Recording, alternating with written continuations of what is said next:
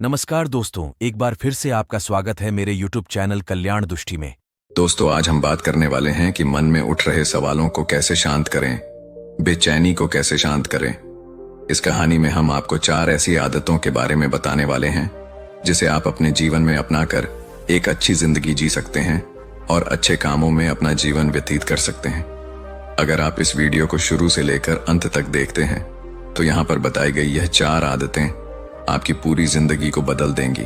और अगर आप इन 4 आदतों को अपने जीवन में अपना लेते हैं तो फिर आप अपने जीवन को एक खुशहाल जिंदगी में बदल देंगे और फिर आपका मन कभी भी बेचैन नहीं होगा, ना ही उदास होगा और ना ही बेफिजूल के कामों में व्यस्त रहेगा।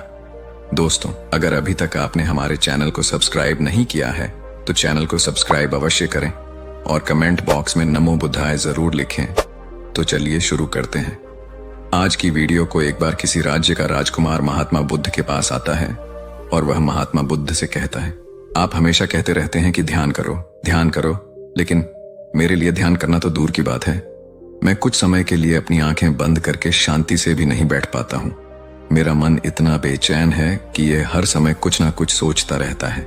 मैं जब भी ध्यान करने बैठता हूँ मेरे अंदर विचारों का तूफान आने लगता है, लोगों के बारे में सोचकर, अपने जीवन की बीती घटनाओं के बारे में और अपने भविष्य के बारे में, और ऐसी ही ना जाने कितने सारे अजीबोगरीब विचार लगातार मेरे मन में आते रहते हैं। मैं इन्हें रोकने की बहुत कोशिश करता हूँ, लेकिन जब मैं इन्हें रोकने में असफल हो जाता हूँ तो मैं ध्यान को तोड़कर बैठ जाता हूँ। इतनी बातें कहने के बाद वह महात्मा बुद्ध की ओर देखता है और कहता है, बुद्ध, आप मेरी इस समस्या का कोई समाधान बताएं।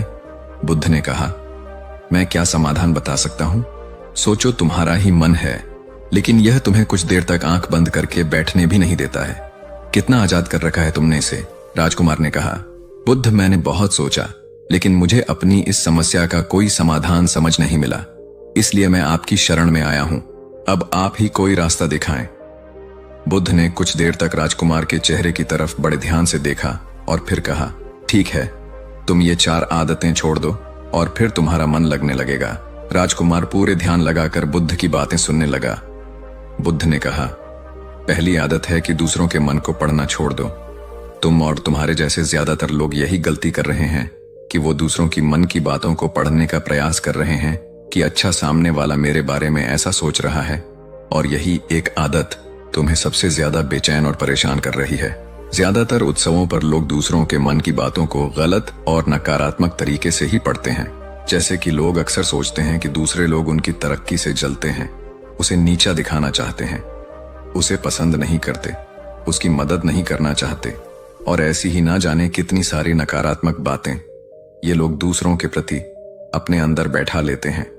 फिर उनके बारे में ही सोचते रहते हैं, उनसे बदला लेने के तरीके सोचते रहते हैं, उन्हें नीचा दिखाने के मौके ढूंढते रहते हैं, और दूसरों के प्रति यही नकारात्मक सोच इन्हें दुखी करती है और फिर ये लोग बेचैनी महसूस करते हैं।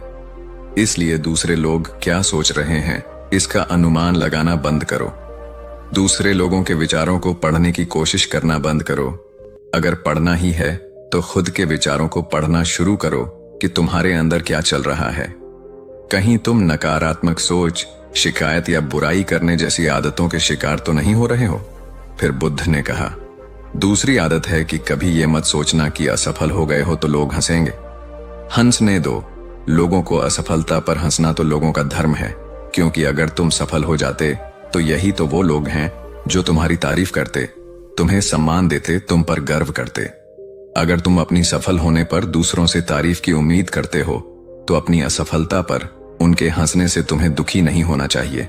और समस्या ही यही है कि हम इंसान असफलता को बुरा मानते हैं, जबकि असफल होना सफल होने से भी ज्यादा जरूरी है, क्योंकि बिना असफल हुए सफल इंसान के अंदर घमंड और दूसरों को खुद से छोटा समझने की भावना पैदा करती है, जबकि असफलता हमें विनम्र रहना, धैर्य रखना और लगातार प्रयास करना सिखाती है। इसलिए असफलता को बुरा मत समझो, और अगर तुम्हारे काम में असफल होने की संभावना नहीं है तो इसका अर्थ है कि तुमने अपना लक्ष्य अपनी क्षमताओं से छोटा बनाया है। और अगर लोग तुम पर हंस नहीं रहे, तुम्हें ताने नहीं मार रहे हैं, तुम्हारी बुराई नहीं कर रहे हैं, तो तुम अंदर से मरे हुए हो। तुम अपने मानसिक सीमाओं से बाहर जाकर कुछ नया करने का प्रयास नहीं कर रहे हो, क्योंकि असफल भी वही होता है जो कुछ नया करने का प्रयास करता है। और एक बात हमेशा याद रखना, अगर तुम्हारे अंदर असफल होने का साहस नहीं है तो तुम कभी भी बड़ा लक्ष्य हासिल नहीं कर सकते जो तुम करना चाहते हो।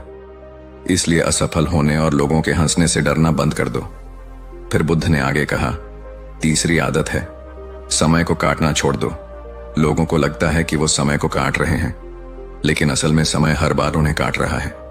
लोगों के द्वारा समय को व्यर्थ के कामों में बर्बाद करने का केवल एक ही कारण है, और वह यह है कि उन्हें लगता है कि उनके पास बहुत समय है, जबकि सच्चाई यह नहीं है, क्योंकि उनसे पहले वाले लोगों को भी यही लगता था कि उनके पास बहुत समय है, लेकिन उन्हें पता नहीं चल पाया कि कब समय बीत गया और उनका बुलावा आ गया।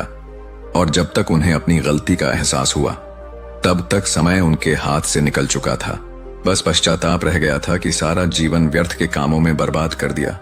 और फिर वो चले गए इस दुनिया से बिना खुद को जाने, बिना इस जीवन की सच्चाई को समझे।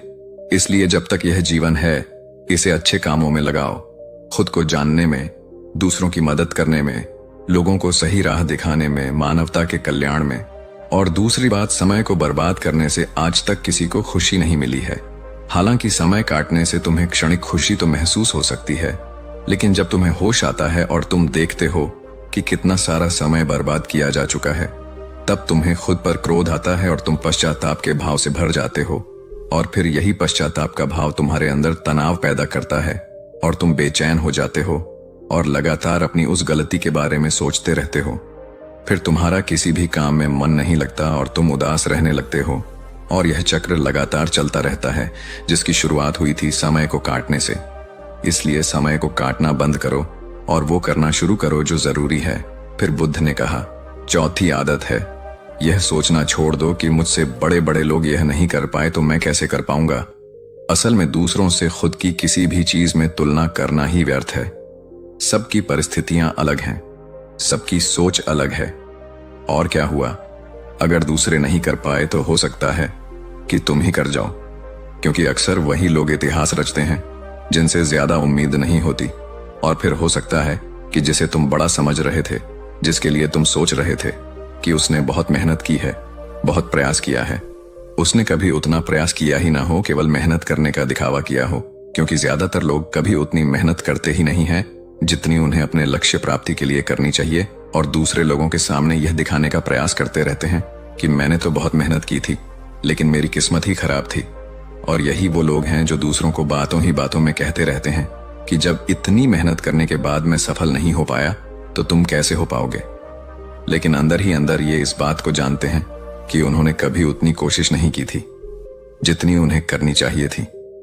ये बस दूसरों की नजरों में अपनी इज्जत बचाने के लिए और इस डर से कि कहीं दूसरा व्यक्ति इनसे आगे ना निकल जाए, ये अपने अधूरे प्रयास से घबराते रहते हैं और दूसरों को डराते रहते हैं कि जब मैं नहीं कर पाया तो तुम कैसे कर पाओगे। इसलिए किसी दूसरे असफल व्यक्ति को देखकर यह सोचना छोड़ दो कि तुम यह असफल हो जाओगे। तुम बस अपना सर्वश्रेष्ठ प्रयास करो और बाकी सब समय पर छोड़ दो। बुद्ध ने आगे कहा, अगर तुमने ये 4 आदतें छोड़ दी तो तुम्हारा मन एकदम शांत हो जाएगा और फिर तुम जहां चाहो वह अपना मन लगा सकते हैं। इतना कहकर बुद्ध मौन हो गई और राजकुमार को भी अब समझ आ चुका था कि उसे क्या करना है।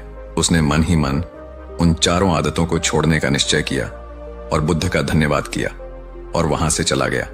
दोस्तों, इस कहानी से हमें यह शिक्षा मिलती है कि हमें यह नहीं सोचना चाहिए कि लोग मेरे बारे में क्या सोच रहे हैं। अगर हम कोई काम करते हैं तो लोग उसे काम को लेकर हंसेंगे।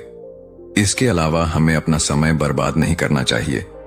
इसके अलावा हमें कभी भी यह नहीं सोचना चाहिए कि अगर किसी व्यक्ति से कोई काम नहीं हो पाया है तो मैं उसे नहीं कर पाऊंगा। दोस्तों, अगर आप मेहनत से किसी भी काम को करते हैं तो कोई भी काम छोटा या बड़ा नहीं होता और एक ना एक दिन सफलता अवश्य मिलती है। तो दोस्तों, उम्मीद करते हैं कि आपको इस वीडियो से जरूर बहुत कुछ सीखने को मिला होगा। ये वीडियो आपको कैसी लगी हमें कमेंट बॉक्स में कमेंट करके जरूर बताएं और साथ ही इस वीडियो को अपने दोस्तों एवं परिवार के साथ जरूर शेयर करें ताकि उन्हें भी इस वीडियो से कुछ सीखने को मिल सके।